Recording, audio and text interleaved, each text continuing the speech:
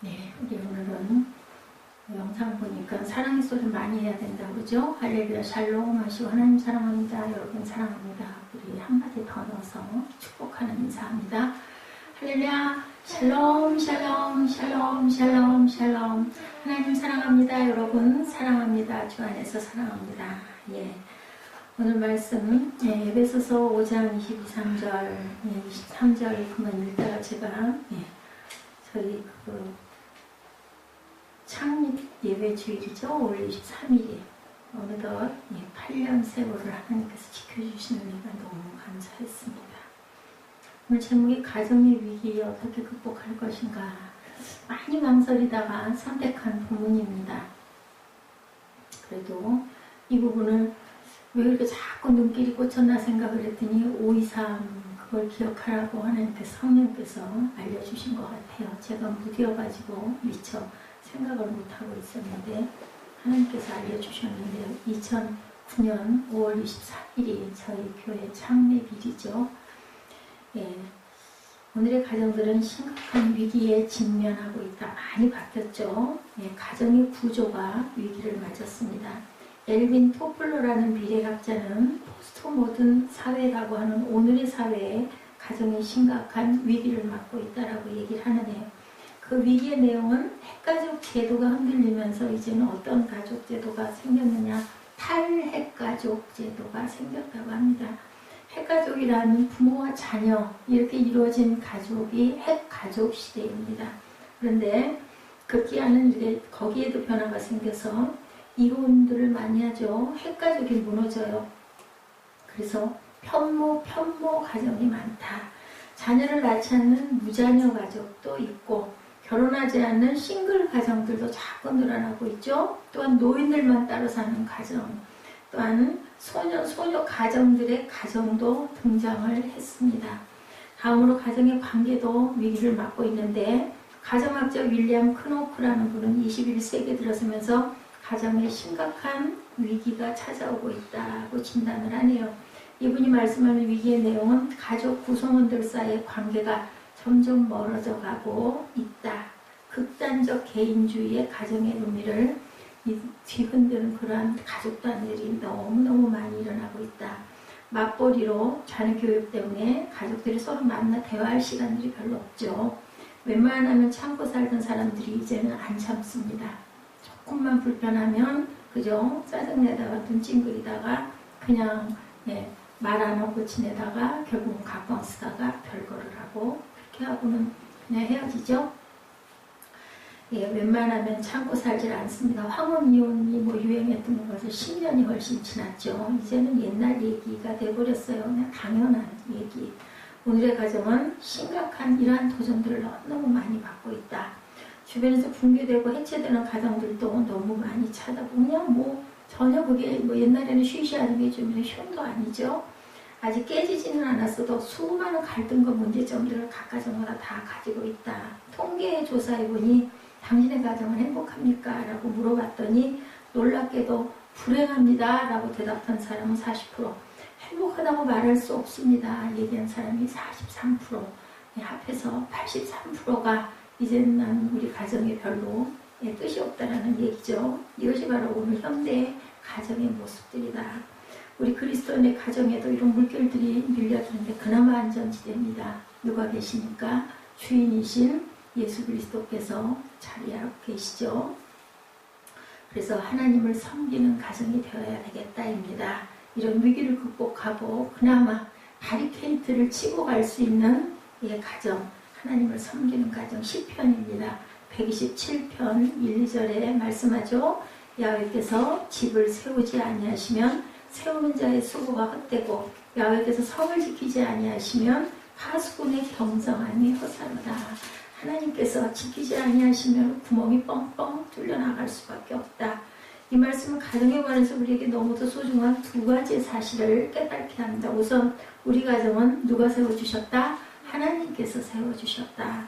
야훼께서 집을 세우지 아니하시면 세우는 자의 수고가 헛되다는 거예요. 하나님께서 우리 가정을 세우셨기 때문에 우리는 이렇게 존재할 수 있다. 감사하셔야 되겠죠. 성경은 어때요? 처음에 시작이 태초에 말씀이 계시니라. 그래서 그 말씀이 어떻게 됐어요? 말씀이 세상을 만드셨다라고 나타낸 창조 이야기부터 시작이 됩니다. 창세기 1장에 보면 우주 만물과 인간을 창조하신 내용이 쭉 기록이 되죠. 2장은 하나님께서 인간을 위해서 세 가지 특별한 그러한 배려를 기록합니다. 하나는 인간을 위해 삶의 공간으로서 에덴 동산을 창조하시죠. 둘째는 하나님과의 교제를 위해서 누구를? 인간을 창조하십니다. 그리고 셋째는 인간의 행복을 위해서 가정을 창조하시는 부분이 나타나 있습니다. 이 창조 이야기는 가정이라는 관점에서 볼 때 두 가지 중요한 사실을 깨닫게 해주시는데요. 하나님께서 사람을 어떻게 해요? 직접 창조하셨다. 다른 모든 인간의 조직, 제도, 공동체는 인간들이 만들죠. 뭐 학교도, 국가도, 기업도, 자선단체도 모두 다 사람이 만듭니다. 그런데 오직 인간은 하나님께서 친히 누구의 형상대로? 하나님의 형상대로, 자신의 형상대로 만드셨다. 그래서 특별하다. 다른 하나는 하나님께서 인간을 위해서 가정도 하나님이 창조하셨다. 그렇기 때문에 더더욱 귀하고 특별하다. 창세기 2장 18절에 말씀합니다. 야훼 하나님이 이르시되 사람이 혼자 사는 것이 좋지 아니하니 내가 그를 위하여 돕는 배필을 지으리라. 이렇게 해서 가정이 형성되죠. 아담과 하와가 생김으로 인해서. 그죠? 인간이 행복하게 살게 하기 위해서 이렇게 가정을 혼자는 도저히 외로워서 못 보겠구나 해서 갈비뼈를 취하여 가지고 그래서 그 얘기가 있죠. 아담은 흙인데 하와는 뭐라고요? 본차이나다. 뼈로 만들었기 때문에 더 튼튼하고 값도 더 비싸다고 얘기를 하죠. 우리가 그런 얘기를 많이 합니다. 가정이 이래서 소중하다. 한 가지 주목할 말씀은 창세기 2장 24절입니다. 그의 아내와 합하여 한 몸을 이룰지로다 라고 얘기를 했어요. 어떻게 하라고요? 합하라고 얘기했죠. 거기서 태어난 아기는 또 어때요? 아까 우리 예쁜 아이 아버지 편지 제가 들으면서 굉장히 어떻게 이렇게 아빠가 섬세하게 저런 글을 쓸 수 있었을까 정말 아름답구나는 생각을 했습니다.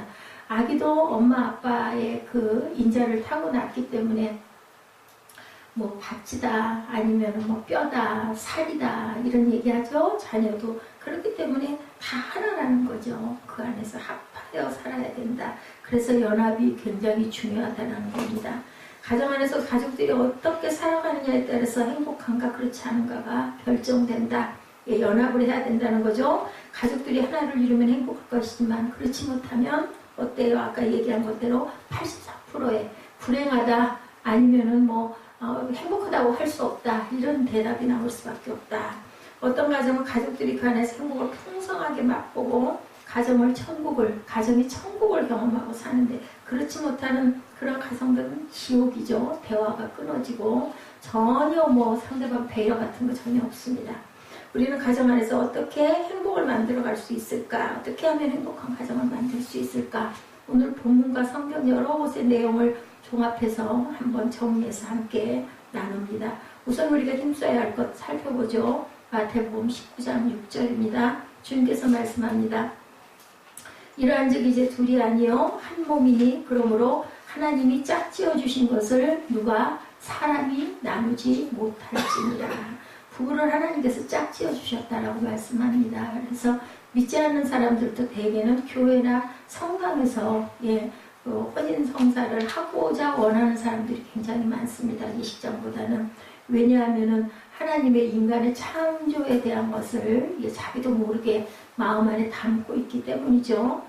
부부를 하나님께서 짝지어 주셨어요. 남편은 이렇게 사랑스러운 아내를 허락해 주신 하나님께 감사해야 된다. 아내는 이렇게 믿음직한 남편을 허락해 주신 하나님께 감사해야 된다. 이 감사가 위기 속에서 가정을 지켜주는 열쇠라는 것을 아셔야 되겠죠. 첫 번째 감사입니다. 행복한 가정을 만들기 위해서 제일 먼저 힘써야 할 것은 감사다. 이렇게 소중한 가정을 주신 하나님께 감사할 때 이 가정은 행복하게 잘 지켜갈 수 있다. 남편이 아내에게 감사하고 아내가 남편에게 감사하고 자녀들이 부모님께 감사하고 부모님이 자녀에게 감사할 때 이미 그 가정은 행복한 가정이겠죠. 감사가 있는데 뭐 그게 불만이 될 리가 없습니다. 고맙다고 하는데 싫다고 할 사람은 아무도 없죠. 일본의 기독교 사상가 우치무라 간조는 이런 말을 합니다. 만일 하나님이 인간을 저주하신다면 그것은 질병이나 실패나 배신으로 그리고 죽음으로 저주하는 것이 아니라 감사하는 마음을 뺏는 것이다. 감사가 메마른 마음 그 자체가 불행이기 때문이다. 시편 127편 3절에 자식은 야훼에 주신 기업이요 태의 열매는 그의 상급이라고 이렇게 말씀합니다. 자녀도 하나님께서 주셨다. 부부도 하나님이 주셨고 가정을 그렇게 해서 하나님이 만들어 주셨고 그리고 자녀도 하나님께서 만들어 주셨다. 이렇게 귀한 자녀를 주신 하나님께 당연히 우리가 감사하겠죠. 자녀들은 이렇게 소중한 부모님을 주신 하나님께 감사하셔야 됩니다. 이 감사가 위기 속에서 우리 가정을 지켜주기 때문이기도 합니다. 다음으로 우리 가정은 하나님께서 지켜주신다. 야훼께서 성을 지키지 아니하시면 파수꾼의 경성함이 허사로다. 하나님께서 우리 가정을 지켜주시는데 우리 가정을 세워주셨을 뿐만 아니라 우리 가정의 주인으로 계셔서 지키시고 인도해 주신다라고. 이게 꼭 성경 말씀 같은 성경 말씀이 아닌 말씀의 한 구절이 있습니다. 하나님은 이 집의 주인이시오 식사 때마다 보이지 않는 손님이시오 모든 대화에 말없이 듣는 이시라. 이 말씀이 꼭 성경 말씀 같잖아요. 그런데 성경 어디에도 있지는 않습니다. 하나님께서 지금 우리 가정 안에 주인으로 계시면 우리가 인정해 드려야 되겠다. 식사 때마다 식탁에 함께 계시고 그래서 우리가 감사하잖아요. 뭐 식기도가 대단한 게 아니에요. 하나님이 아주 좋은 음식 주셔서 감사합니다. 잘 먹게 해주시고 남은 시간도 하나님 지켜주시고 우리가 또한 먹지 못하고 헐벗고 굶주린 그 사람들을 기억해서 더 열심히 소중하게 하루를 잘 살게 해주옵소서. 이게 뭐 식기도 감사 기도죠. 일본의 그 우치무라 간조 선생이 행복한 가정을 가정 예배드리는 가정이다 이렇게 규정하면서 이런 글을 남겼습니다. 남편이 있고 아내가 있고 그리고 그 사이에 자녀가 있어서 가을밤 고요해질 때 그들이 등불에 둘러앉아 머리 숙여 하나님께 기도한다. 이게 가정 예배예요. 무슨 가정 예배가 대단한 형식과 의식이 필요한 것이 아니죠. 이런 가정이 행복하지 않을 리가 없습니다. 그때 주님께서 그들 가운데 나타나셔서 말씀하시죠. 두세 사람이 내 이름으로 모인 곳에는 나도 반드시 그 가운데 있다라고 말씀하세요. 아기 하나, 엄마, 아빠, 뭐 아기가 없으면 어떻습니까? 부부가 손잡고 기도할 때 그곳에 주님께서 계신다. 성령께서 함께 하시죠. 이렇게 하나님을 섬기는 가정, 하나님께서 세워주심을 인정하고 가정 예배로 그분을 모시는 가정이 되셔야겠습니다.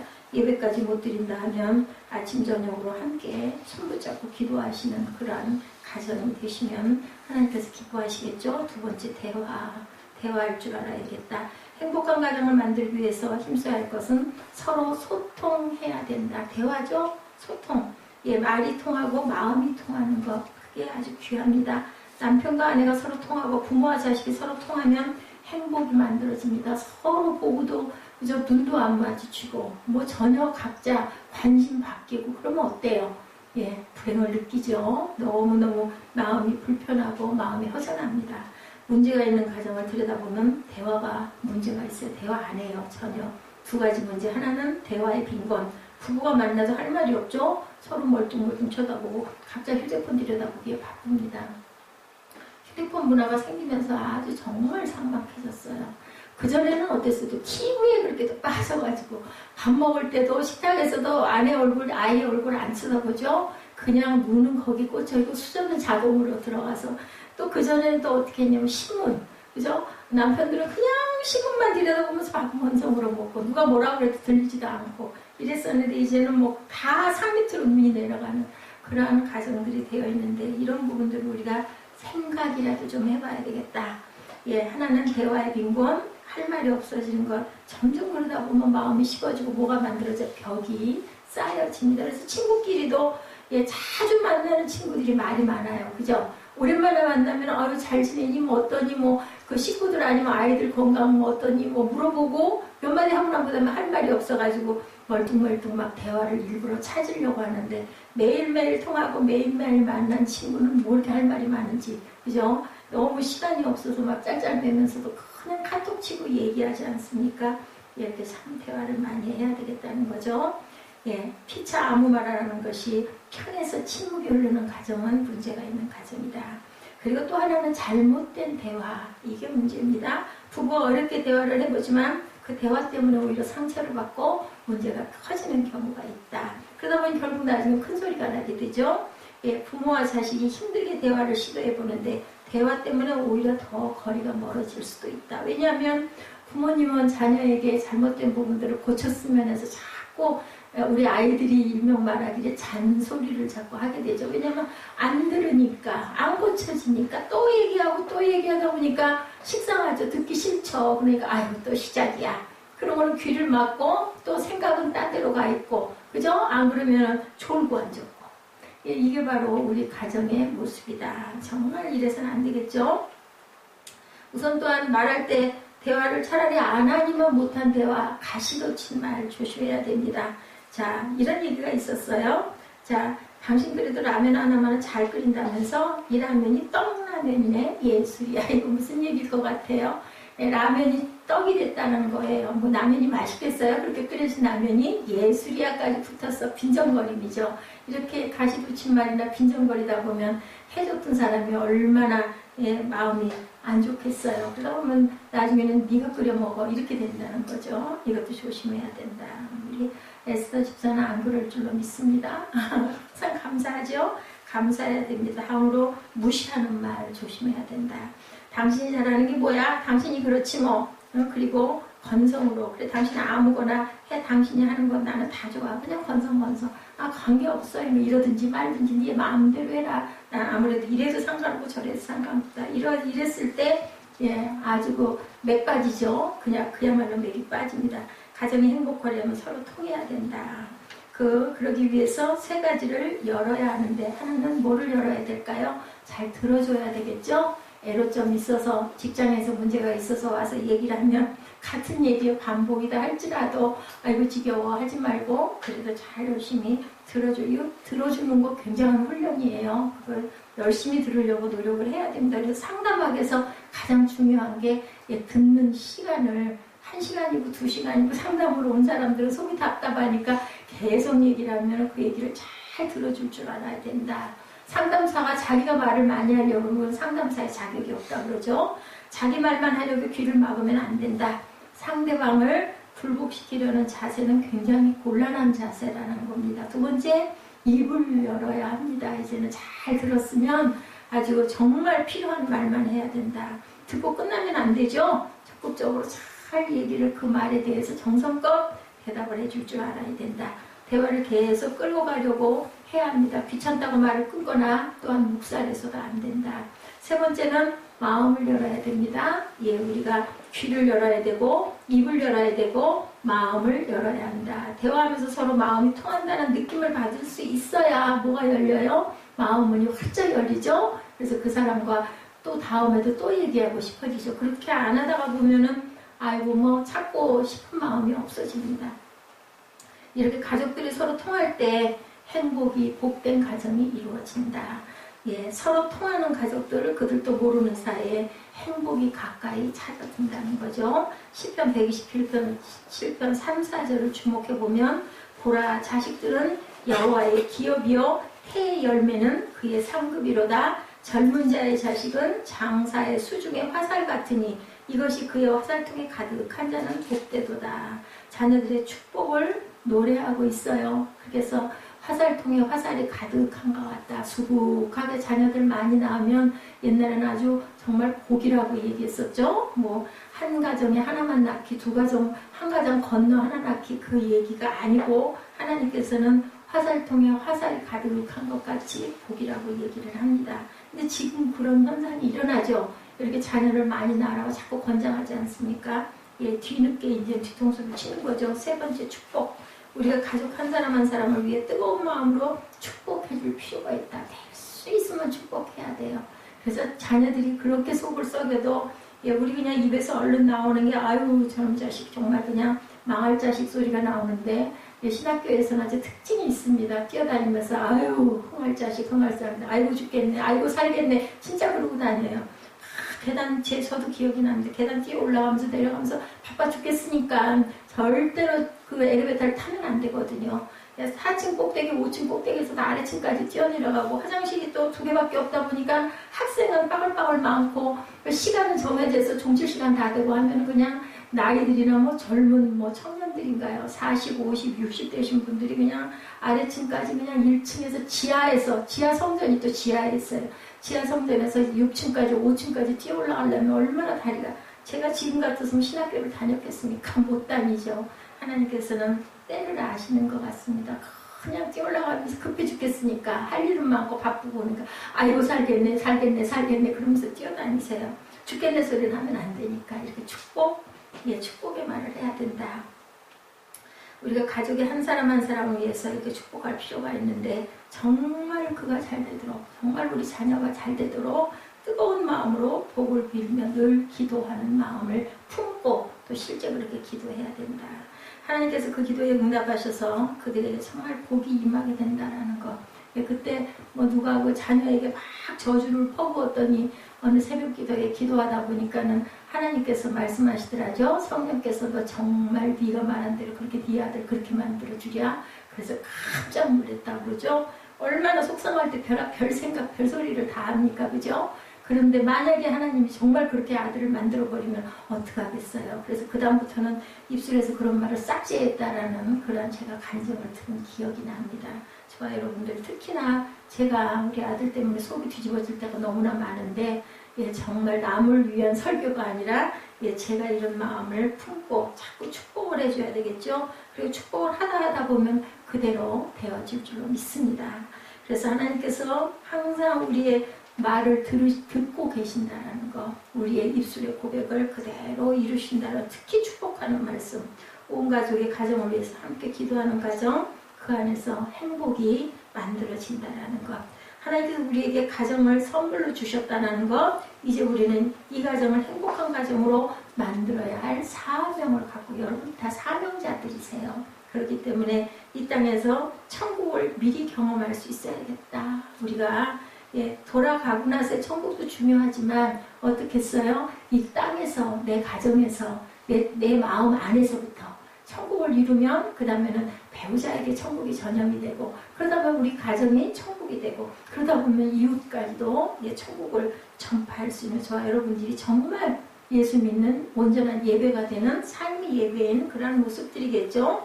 우리는 이 가정을 행복한 가정으로 만들어갈 사명이 있다. 그러기 위해서 먼저 가정을 주신 하나님께 감사하고 서로에게 감사하고 대화하면서 소통하고 축복하는 저와 여러분 되시기 바랍니다. 부부의 하나됨을 위해서 힘쓰라고 오늘 본문에서 말씀하죠. 에베소서 5장 31절에도 보면 이러므로 사람이 부모를 떠나 그 아내와 합하여 둘이 한 육체가 될지니 이렇게 말씀합니다. 부부가 하나를 이루라고 말씀하세요. 이것이 가정을 위기에서 건져내는 실제적인 방법이다. 부부가 하나 된다는 것은 기적이에요. 여러분들 1+1은 사무엘하 몇이야? 1 더하기 1은 2죠. 근데 부부는 1 더하기 1은 1이어야 된다는 거죠. 하나가 돼야 된다는 거예요. 1+1은 둘인데 하나 플러스 하나를 해서 한 몸을 이루라고 말씀을 합니다. 이 기적을 만들기 위해서 우리가 잊지 말아야 할 것은 우리가 서로 다르다는 것을 인정해야 된다. 어째 저 인간은 저래 하지 말고 저 사람은 저런 사람이야 하고 인정하고 들어가자. 남자와 여자는 재료가 다르다. 아까 제가 말씀드렸죠. 남자 아담은 흙인데 아내는 갈비뼈로 만들어졌기 때문에 성분부터가 다르다. 그죠? 그래서 남자가 늘 애타고 결국에는 지게 된대요. 그렇기 때문에 믿거나 말거나 그렇답니다. 아담은 흙으로 만들었으니 질그릇, 여자는 뼈로 만들었으니 비싸고 강하고 단단하다. 본 차이는 오히려 여성이 더 강하다라는 거죠. 가정학자 게리 스몰리 박사는 재미있는 비유로 남편과 아내의 차이를 설명합니다. 들소 남편과 나비 부인 이렇게 설명을 하고 있다고 합니다. 아내는 나비처럼 섬세하고 민감하다. 나비가 불어오는 미풍에 민감하게 반응을 보이듯 아내는 가정의 사소한 일에도 민감하게 반응을 보인다. 그러나 남편은 들소같이 무감각하고 무신경하다. 그 대신 힘이 세겠죠? 센 힘으로 외부의 적을 물리치듯이 남편은 가정 밖의 일에 관심을 기울인다는 걸 인정해라. 우리가 이런 차이를 인정하고 존중하자는 거죠. 자기와 다르다고 정죄하고 무시해서는 안 된다. 다음으로 하나 되기 위해서 힘써야 한다는 것, 남편과 아내가 서로 다른 것을 알았으면 서로에게 자기를 맞추는 노력이 필요하다고 합니다. 남편들은 아내의 요구에 귀를 기울이고 응답할 줄 알아야 된다.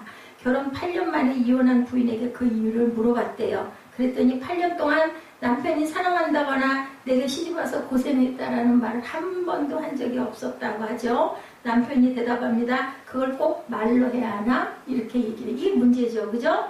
아내는 남편으로부터 이해와 관심과 친밀한 대화를 바라고 그것을 할 수 있어야 하겠다.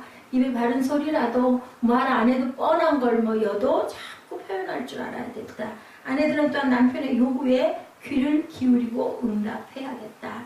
남편은 아내로부터 신뢰와 인정을 받고 싶어 하죠. 그래서 나는 당신을 믿어요. 당신이 잘 해낼 거예요. 이런 칭찬 듣기를 아주 좋아한다고 합니다. 그런데 아내는 사명감을 가지고 남편에게 자꾸 좋은 말 합니다. 예, 그죠? 남편은 아내에게 인정받지 못한다는 마음에 그것을 잔소리로 듣고 무시하는 소리로 들어서 아내에게서 자꾸 귀를 닫고 멀어지게 된다. 예, 사명감을 그런 사명감 가져서는 안 되겠죠? 믿어주고 격려하는 말을 자꾸 하자. 예, 너무 잘 아는 누가 그걸 몰라인데 정말 우리 다시 한번 들으면서 저도 또 입술로 고백하면서 인정을 해야 되겠어요. 그죠? 자꾸 칭찬하는, 되도록이면 장점을 가지고 자꾸 칭찬합시다.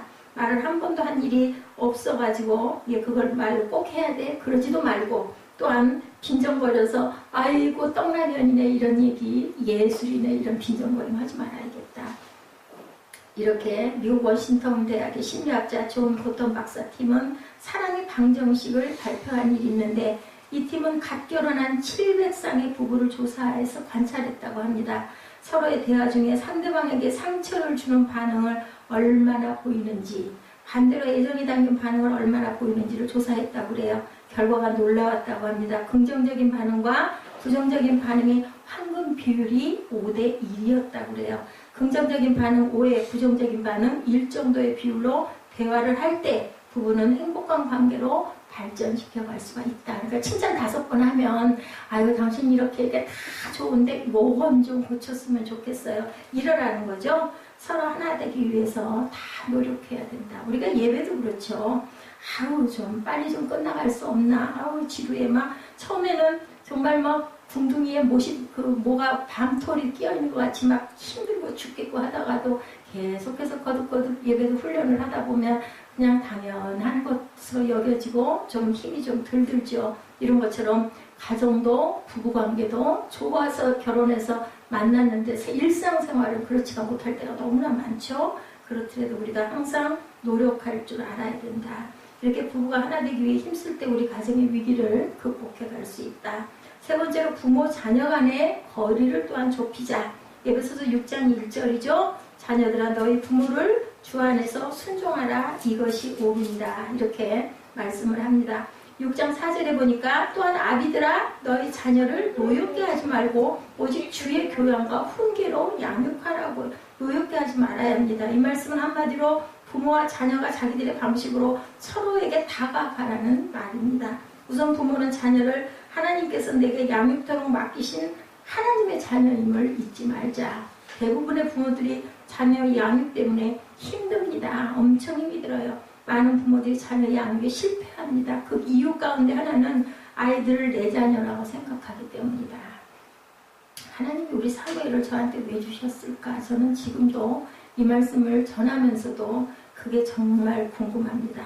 예, 하나님의 자녀임을 인정을 해야 되겠죠. 그리고 하나님께서 친히 양육하고 계신다는 사실도 절대로 잊어버리면 안 되겠다. 그 대신 사무엘아, 하나님께서 사무엘을 바라보고 계신다는 것도 절대로 잊어버리면 안 돼.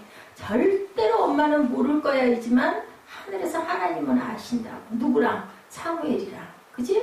두 사람은 알아요. 한 사람, 엄마는 바보니까 모르죠. 그렇지만 하나님께서 분명히 너를 기르고 계시고 보고 계신다라는 거 절대 잊지 말아야 된다.